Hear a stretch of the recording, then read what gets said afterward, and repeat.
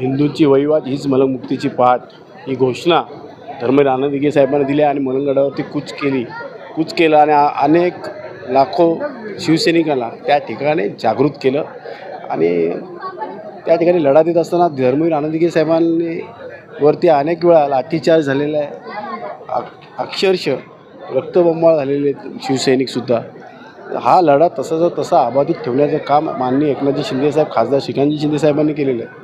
आज या ठिकाणी मोठ्या प्रमाणात उत्साहात या लढ्यामध्ये सहभागी होणारे नागरिक आणि शिवसैनिक या ठिकाणी आपल्याला पाहायला मिळतात.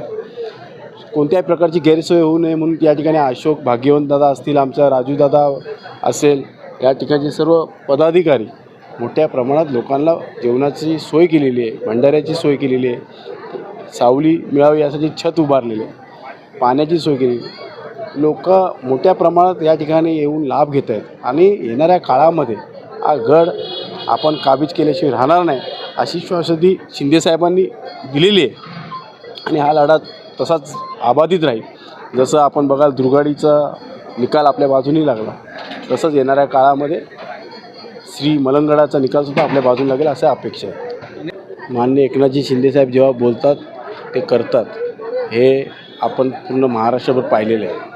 त्यामुळे लढाई ही जोपर्यंत जिंकत नाही तोपर्यंत लढायची असते आणि ती लढाई आम्ही शिवसैनिक शिंदेसाहेबांच्या मार्गदर्शनाने लढतो आहे.